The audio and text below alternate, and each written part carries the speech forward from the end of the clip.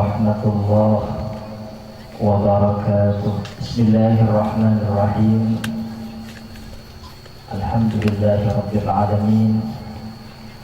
Wassalatu wassalamu ala asyrafil anbiya'i wal mursalin sayyidina wa maulana Muhammadin wa ala alihi wa ashabihi ajma'in. Amma ba'du. Hadratal mukarramin wal muhtaramin, para alim, para ulama, para masyayikh, wa nakhussu bi dzikri Ki Haji Abdul Wahid, tokoh masyarakat, Bapak Ibu hadirin wal hadirat yang semuanya insyaallah kita semua dimuliakan oleh Allah Subhanahu wa ta'ala. Alhamdulillah, alhamdulillah, segala puji bagi Allah Subhanahu wa ta'ala. Allah sang pencipta alam semesta, Allah yang maha mengatur seluruh kehidupan yang ada di langit dan di bumi. Dan Allah pula lah yang memperjodohkan, yang mempertemukan hati seorang hambanya dengan hati hamba yang lainnya. Dan malam hari ini bagaimana kita saksikan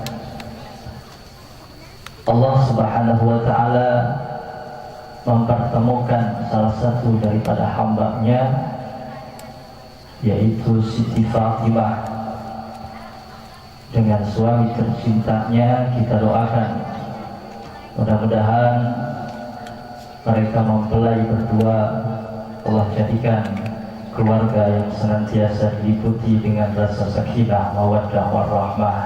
Amin ya rabbal. Cepat diberikan, dikaruniakan keturunan yang salih salihah, membanggakan hati kedua orang tuanya, agama, bangsa, dimudahkan rizki, masalah dunia dan akhiratnya, dan dijauhkan dari segala musibah malapetaka, dijadikan keluarga yang sa'idun fid dunya wa sa'idun fil akhirah, umat terbaik baginda kita besar Muhammad sallallahu alaihi wasallam yang kelak bersanding bersama beliau di surga Allah. Amin ya rabbal. Dan semua kita yang hadir di tempat ini mudah-mudahan juga mendapatkan keberkahan dari majlis ilmu di malam hari ini. Amin ya rabbal. Amin ya rabbal alamin. Ini kemarin Nabi ada lesoh para beliau searah lesoh busan juta-juta dari dung-dung.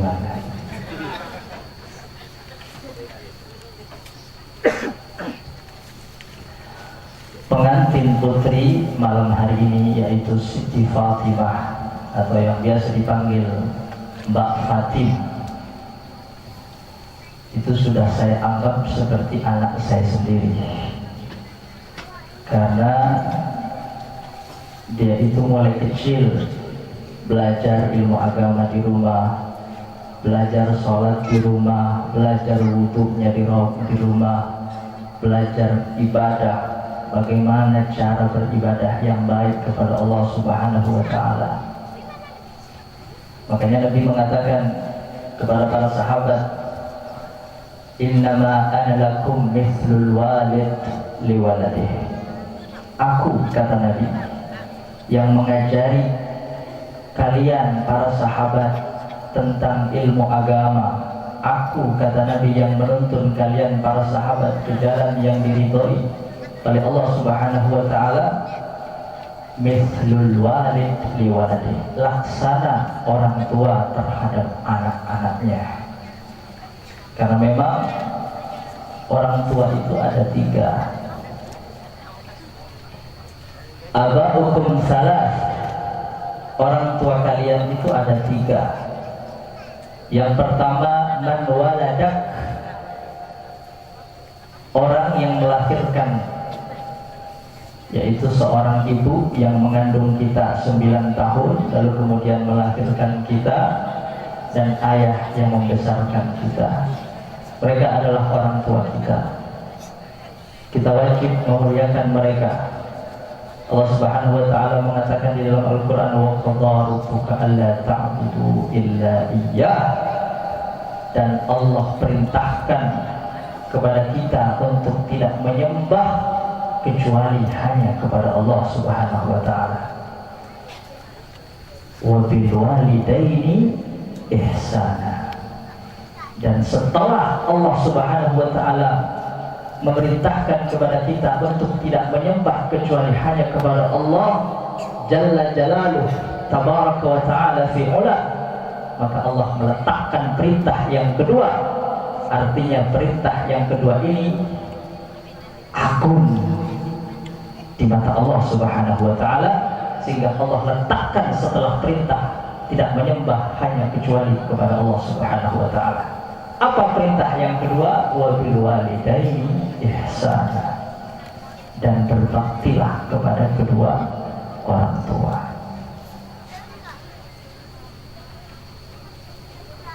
Yang kedua, orang tua kita adalah man zawwajaka ibnatah, orang yang menikahkan anak perempuannya kepada kita. Mertua, ibu mertua, ayah mertua, mereka adalah juga orang tua kita yang harus kita muliakan, kita agungkan sebagaimana kita mengagungkan, memuliakan ibu kita, ayah kita. Tapi ada orang tua yang ketiga, dan bahkan dikatakan kata Nabi, wa huwa afdaluhum, orang tua yang ketiga ini justru orang tua yang jauh lebih mulia, lebih utama dari orang tua yang pertama dan yang kedua. Siapa mereka? Man allamak, mereka adalah guru-guru kita yang mengajari ilmu-ilmu Allah Subhanahu wa ta'ala. Para ulama-ulama kita yang menuntun ke jalan Allah Subhanahu wa ta'ala. Wa huwa afdaluhum, justru merekalah adalah orang tua terbaik kita, karena merekalah yang menuntun kita ke jalan yang diridhai oleh Allah Subhanahu wa ta'ala. Makanya Fatin ini dan seluruh para santri, saya juga tadi lupa, dari spesial komunitas alumni pesantren. Di sini banyak komunitas alumni pesantren, baik dari Syekhana Khalil, ada Ashal, dari Nurul Khalil, ada Ihsan, ada Sahli, As-Sahli, dan baru-baru ini juga ada Robitoh Al-Nazari. InsyaAllah menjadi kekuatan besar seluruh alumni pondok pesantren. Amin ya Rabbal, amin ya Rabbal. Tambah kompak, tambah saya. Amin ya Rabbal, amin. Bapak Ibu hadirin wal hadirat rahimakumullah. Kalau ada pertanyaan, misal kenapa seseorang bisa menemukan jodohnya, kira-kira jawabannya apa? Kalau saya tanya ke ibu, kenapa ibu dulu memilih suami, karena apa? Hartanya, tampan, atau karena setia? Tuh, tak ngerti soalnya. Mungkin karena suruh. Penyakit suruh, atau meracun nih, campur. Karena kayaknya, karena tampannya, apa karena setia? Tak kira-kira bapak jawab. Karena setia, itulah perbedaan pilihan laki-laki dan perempuan. Kalau laki-laki laki-laki itu memilih perempuan atas dasar fisiknya, kecantikannya, karena hidungnya mancung, kulitnya bening ya, sebening salju. Walaupun tubuh tusuk oni tak apa-apa seperti laki. Ini kemudian laki. Tapi kalau perempuan beda. Perempuan itu dia bisa kelompok-kelompok, ini kelompok-kelompok. Aja mau disambung kelompok, nggak berdaya, lemas kalau mendapatkan puisi cinta dari seorang laki-laki. Betul, betul, betul. Kenapa? Karena perempuan bermain dengan perasaannya. Makanya ada lagu kan, sentuhlah dia tepat di hatinya, niscaya dia akan menjadi milikmu selamanya. Wah, karena begini bermain dengan perasaannya. Tapi PHP semakin banyak hari lagi buaya, gombal, banyak ongku berarti. Buaya itu, buaya darat. Sebenarnya buaya itu kalau di air, selama berada di air dia setia. Tapi kalau sudah ada di darat, ada nih kesetiaan karena nangis. Makanya baca air mata buaya. Kenapa dikatakan air mata buaya? Karena buaya bejenis kan tak bisa ojek, ada pori-pori lah, nggak punya pori-pori buaya itu. Jadi nggak berkeringat, apalagi mengeluarkan air mata. Jadi kalau ada laki-laki nangisen itu kayak itu nih baca air mata buaya, cok. Karena buaya tak nangis, cok.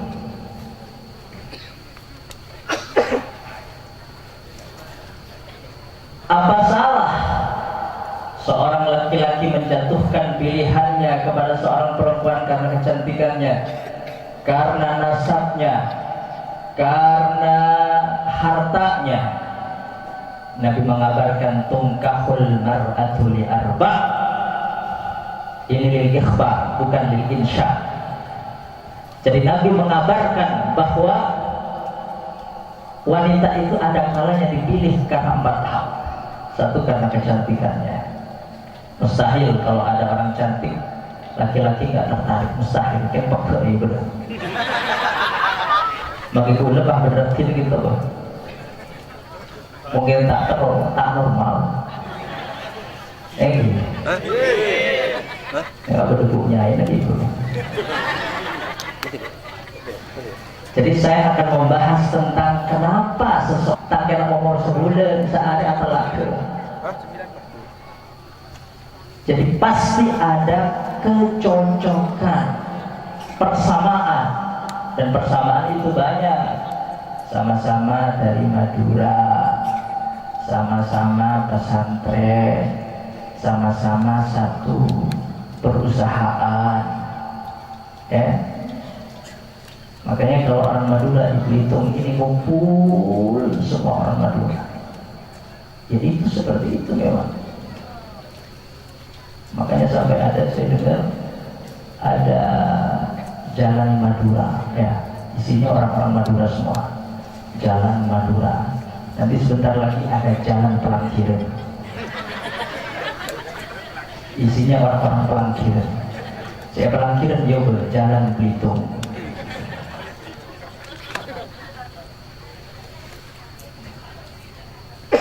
Minum dulu.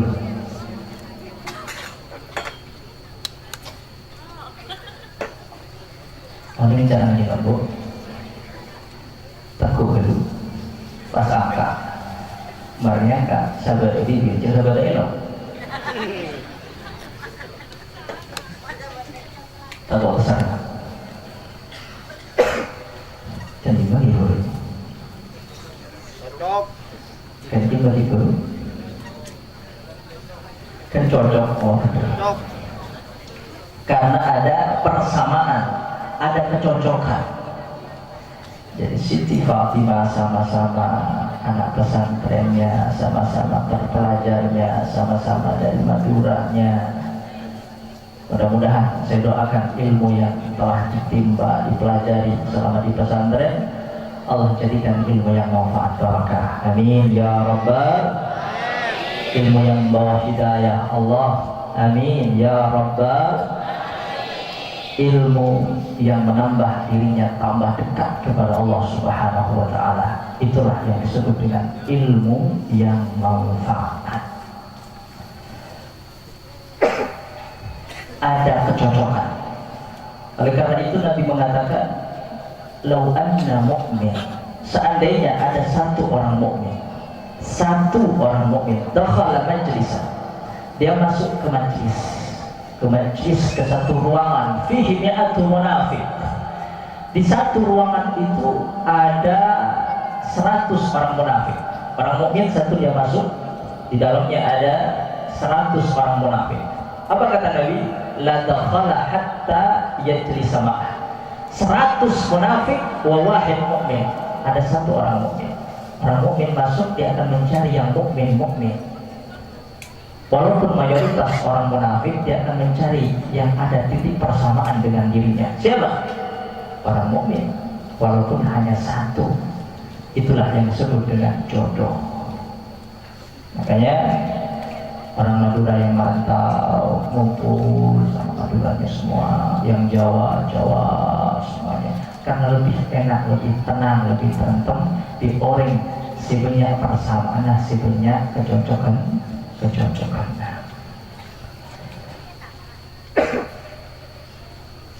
Sebaliknya, lau anna munafiqan dakhala majlisan fihi mi'atu mu'min wa wahid munafiq.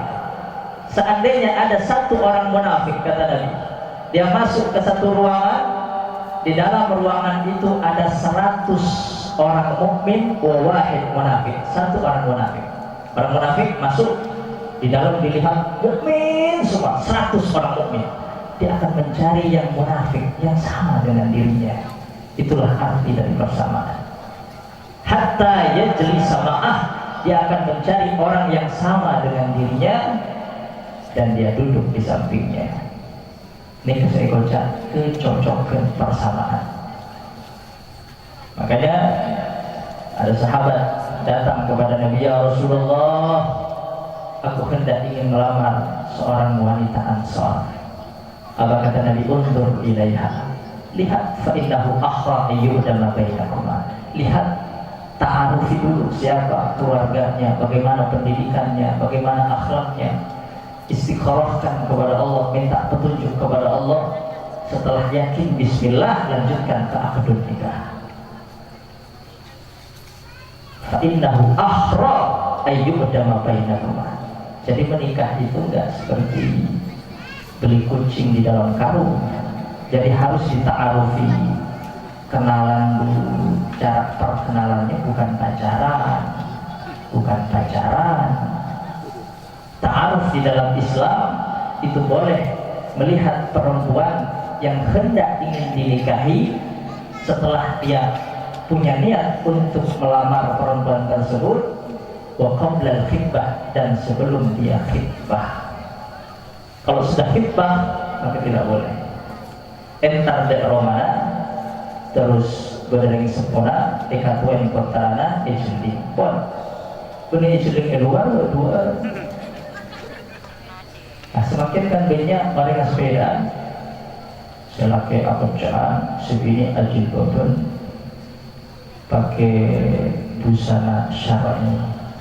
Tanya lagi, kamu jawab pacaran Islami. Itu pacaran Islami. Jadi aku itu nggak ajil bobon syar'i. Tapi kutu tanda nengok nisa sedia. Ini gojek pacaran Islami, tak ada pacaran Islami. Si benda ta'aruf. Dan ke orang ini se'ikhitbah, se'ilamar, melihat perempuan, yaitu ba'dal azmi wa qabla al-khitbah, setelah ada niat untuk melamar dan sebelum melamar. Kalau sudah melamar tak boleh sih. Ini keaslian ada pacaran Islami, bahwa dua segini ya, pakai jilbab, baju syar'i, saya tengok salawat, tapi kok tangan baca pacaran Islami,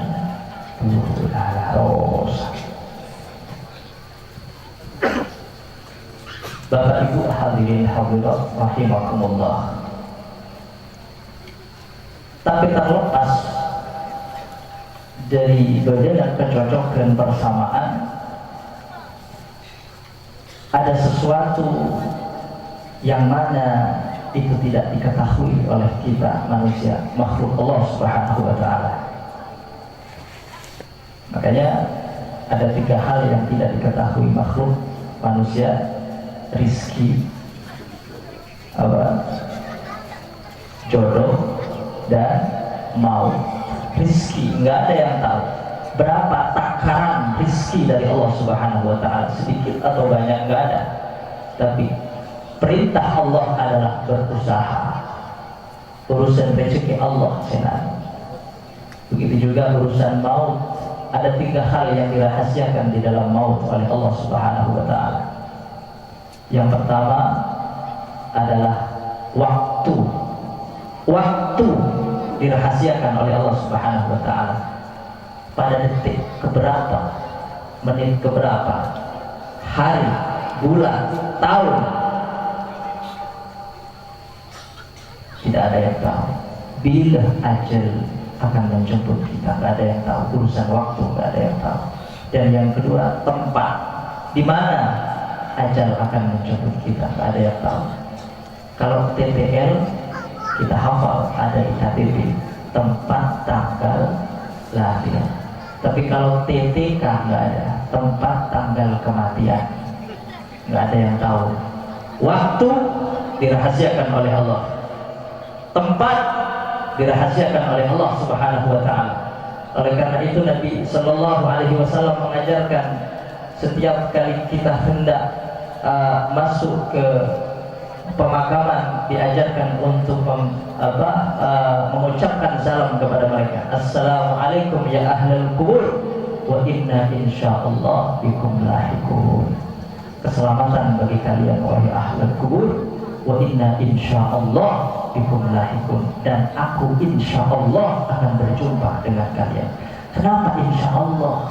Padahal kematian itu pasti, bukan insyaallah. Tapi Nabi mengajarkan insyaallah. Maksudnya adalah insyaallah bikum lahiqun, insyaallah aku berjumpa dengan kalian, dikebumikan, dikuburkan di tempat kalian dikubumikan. Artinya ketika itu, karena tak onik di masa benar dan urusan ajudan. Urusan tempat tidak ada yang tahu, waktu pun tidak ada seorang pun yang mengetahui kapan ajalnya akan menjemputnya. Dan yang ketiga adalah urusan jodoh. Jodoh nggak ada yang tahu. Takdir Allah Subhanahu wa ta'ala. Takdir Allah Subhanahu wa ta'ala. Oleh karena itu Nabi mengatakan al-arwahu junudun mujannadah. Roh manusia itu di alam arwah dikader oleh Allah, berbaris di alam arwah, fama ta'arafa minha i'tarafa. Antara satu ruh dengan ruh yang lain di alam arwah saling berkenalan, mana yang cocok, mana yang Allah perjodohkan di alam arwah. Maka tatkala roh itu berada di muka bumi, di dunia, cukan atau mau cocok berjodoh akan dijimin dengan alam roh, roh bila berjodoh sama Allah Subhanahu wa ta'ala. Wa ma tanakara minha ikhtalafa. Dan sebaliknya, manakala di alam arwah ada roh yang tidak ada kecocokan, tidak ada keserasian, tidak ada jodoh ataukah pokok letak jodoh, lebih ada masalah meloloh ke alam arwah, maka ketika roh berada di dunia sama ketika dia berada di alam arwah. Menjodoh dengan alam arwah maka nantinya jodoh, maka tidak ada yang ketepatan, seluruhnya atas kuasa Allah Subhanahu wa ta'ala. Seperti itu juga yang malamangkin Siti Fatimah juga tak secara ketepatan setelah diatur sama Allah Subhanahu wa ta'ala, ajudu sarang rangkah kebon syukra karena lambang ng alam arwah syukran bi Fatimah kaintoh abang ki ata'aruf cocok juduh ng alam arwah ketika nyampe kacil sedenang dunia maka juga kepangki judusan Allah Subhanahu wa ta'ala. Kita doakan mudah-mudahan mempelai berdua Allah jadikan jodoh yang kekal abadi dunia akhirat, amin ya rabbal. Dimudahkan rizkinya, dijauhkan dari segala musibah malapetaka, dan Allah takdirkan menjadi keluarga yang senantiasa diliputi oleh rasa sakinah mawaddah warahmah, amin ya rabbal amin ya rabbal alamin. Kiana dan karitoh sebisa apalagi abdillah orang lebihnya sekolah. Hadanallahu wa iyyakum. Assalamualaikum warahmatullahi wabarakatuh. Subhanahu wa ta'ala. Demikian mobil jenazah yang kedua yang telah disampaikan oleh Al-Mukarram Kiai Haji Zainul Arifin Mahmudin. Mudah-mudahan apa saja yang disampaikan oleh beliau ini bisa menjadikan penemuan dalam kehidupan kita sehari-hari. فحين رضع وجهد الحبيب قالت السماوات والأرض ومن فيك بترحيب والطرد إليه على حدود التكتيب وألسنة الملائكة بالتبشير العالية إلا الله الله أكبر سبحان الله والحمد لله ولا إله إلا الله والله أكبر سبحان الله على حضوره وجودا مولودا فانفرق سبح الكمال من نور عمودا وبرز الحال المحمود مذعنا بالله بالتعظيم والسجود بحرمة النبي محمد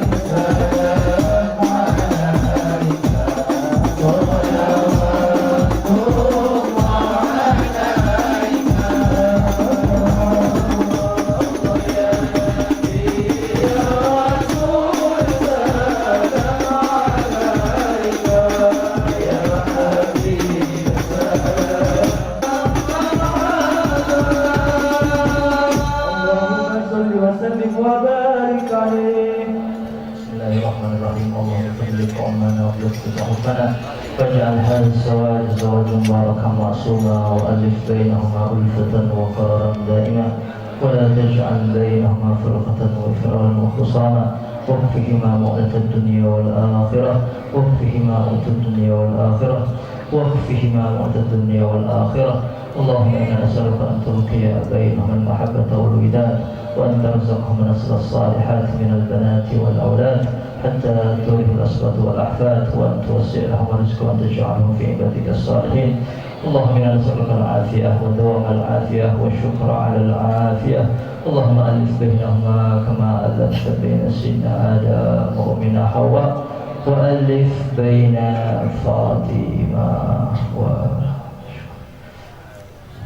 كما ألفت بين سيدنا محمد وسيدنا خديجة وألف بينهما كما ألفت بين سيدنا علي وسيدنا فاطمة وألف بينهما كما ألفت بين الماء والثلج برحمتك يا أرحم الراحمين. وصلى الله على سيدنا محمد وعلى آله وصحبه وسلم. الحمد لله رب العالمين. الفاتحة. أعوذ بالله من الشيطان الرجيم. بسم الله الرحمن الرحيم. الحمد لله رب العالمين الرحمن الرحيم. Bapak Ibu hadirin sidang perundangan yang dirahmati Allah Subhanahu wa taala, disampaikan oleh Al-Mukarram Kiai Haji Zainul Arifin Mahmudin, maka berakhirlah seluruh rangkaian yang terselenggara pada malam hari ini.